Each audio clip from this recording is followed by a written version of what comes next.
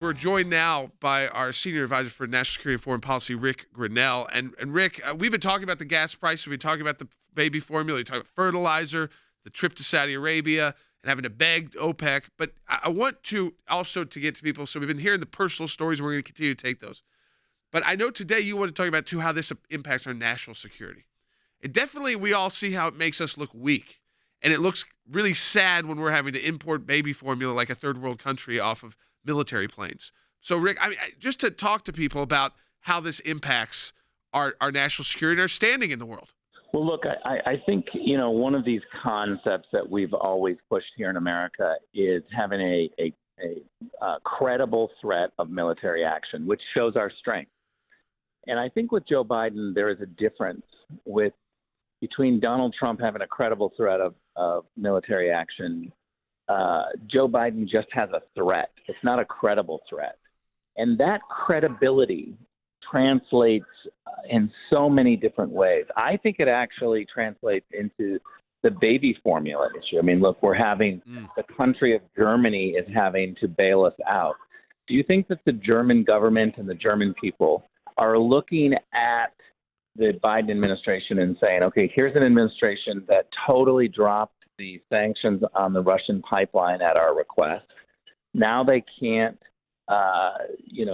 pay for baby formula. They can't produce it. They can't manufacture it. It's a real problem when the Europeans are looking at us as weak, because the fact is the Europeans are weak. This is going to translate into our economy, our national security, and we talk about it a lot, but now we're feeling it. We are seeing how other countries are having to give us foreign aid. It's Rick. I feel like I want to get a score of that. Other countries are having to provide the U.S. foreign aid. Think about that for a minute. I mean, that's what I was about to jump in with, because Rick, I think you just summed up what the problem is. The United States of America needs foreign aid from Germany and other countries because we can't get baby formula. I mean, this is what we're talking about. In the United States, we've gone from, you didn't like Donald Trump's tweets, but you like not being able to get baby formula and paying, $5.50 for gas? I don't think so. Let's take a phone call so they could talk to Rick as well. Let's go to Ken. Hey, Ken, calling in from California on line 3. Hey, Ken, welcome to Secular. You're on the air.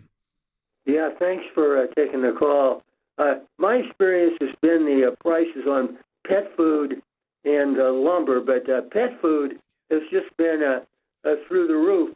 We used to go over here to Walmart and buy pet food for like 32 cents a can, and those cans are all gone now, and the shelves only have the same size of pet food with a different name on it, and they're wanting 66 cents a can, and that's double. This is the thing, and people are going to start thinking about that too. It's like feeding your pets, which used to be so nominal of a cost, even if you wanted to buy the higher-end pet food.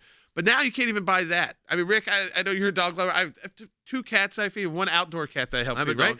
We don't use the same brands. Ken's right. The name brands they're not there anymore.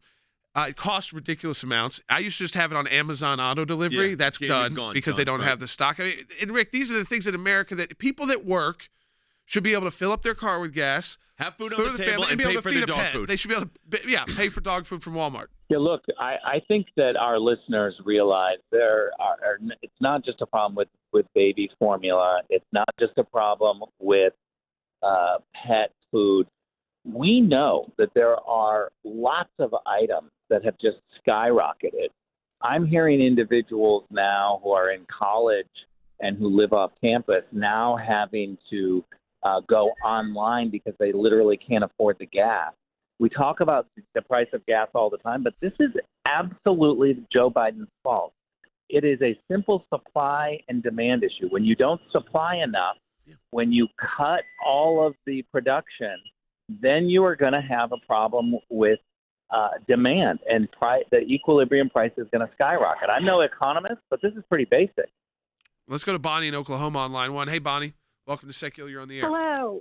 I just wanted to reiterate that I spent part of the afternoon last week canceling services that we were normally having come, like lawn care, pest control, things that we need to try to do without now, because the money is going out our bank account so fast, and we're upper middle class. And it's shocking. I'm telling you, this is impacting. It's impacting everybody. Yeah, because when you cancel those services, which I mean, you need to do, it impacts those companies. Yeah, and so.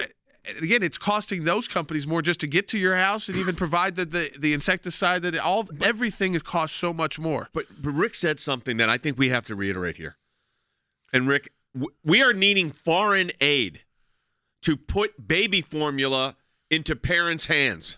We're needing foreign aid to get, OPEC, begging OPEC to get our oil production up when we could have been doing this in the United States. I mean, this puts our whole country not just in weakness, but in a national security situation, in my view. Am I wrong on that? No, it's totally true. Look, Mother Nature is laughing at us because we have a bunch of left-wing lunatics in Washington, D.C., who are telling us that we should get oil from Venezuela and Saudi Arabia, but not from the coast of California.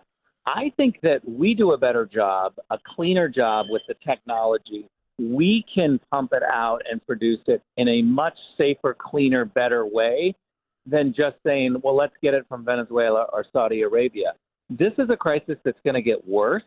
Remember Jamie Dimon, who is a pretty moderate guy, JP Morgan Chase CEO, he is saying that this is going to be a hurricane in the economy coming forward. It is going to get worse, and it is all because the Democrats are literally implementing policies that are far left woke policies. Yep. Let's go to Bobby in New York on line 4. Hey, Bobby, welcome to Secular. You're on the air.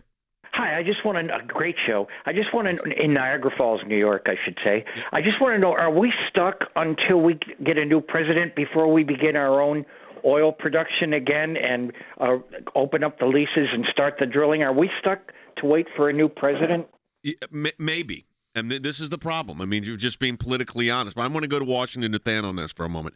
What about pressure coming from the House and Senate? Now, I know it's tough in the House, but it's so close in the House. I mean, let's be realistic. And the midterms are around the corner here. Is this enough of an issue to push over the House and the Senate to Republican control? I'm going to ask you that too, Jordan. But Than? Oh, I think it might be enough to push it over control. Look, the only way that the pressure from the Congress is going to get to the place that it actually moves the administration, I think it will take a party control because right now, Jay, look, this is just the fact on the ground. The Democrat Party is dominated by progressives. That's why Joe Biden's policy is what it is. But Jay, it all comes down to this. An energy company has to be able to reliably forecast in order to make the outlays to explore, refine, and then distribute. Yep. They don't have that right now. That's what you've got to give them, a reliable ability to forecast. Let's go to Tammy in California on line 2. Hey, Tammy. Hello. I just wanted to make a comment because up in Northern California, we're paying, I just filled up and it was $6.19 a gallon for regular unleaded gasoline. And I work about an hour away from home, so I'm spending about $125 a week in gas. Unreal. My question is nobody is asking, while we have our governor who's pushing the electric cars and we have this crazy president pushing the electric cars, is here in California, we get what they call rolling blackouts. Yeah, I know. I know you have that problem. And Rick, of course, you live in California, and we're hearing from a lot of Californians. We're on a lot of stations there. This is a real problem. And Tammy is expressing a real concern, Rick, here. The people trying to just get by. This is really getting tough. Well, Tammy and Ric Grenell both have a problem in that we're getting a double whammy of being in California. Look, she's right. We've rolling blackouts because we are not participating in the LNG explosion that the rest of the country is. There's not a single LNG terminal on the entire West Coast. Unreal. We live on the ocean, and yet we have literally ads on television telling us to conserve more water. We can't conserve anymore. We're already supposed to take fast showers, and you're supposed to not water your lawn on certain days. So all of our lawns are becoming brown and gross, and they're just saying, well, put rocks in. You literally, in the state of California, are being told to unplug. There's commercials. Unplug your kitchen appliances. Yep, I saw that. Here's the thing. And Rick, I appreciate it. Thanks for coming on the broadcast. We appreciate you tonight. We are looking, like Rick said, foreign aid. The United States needs foreign. We look like a third world country.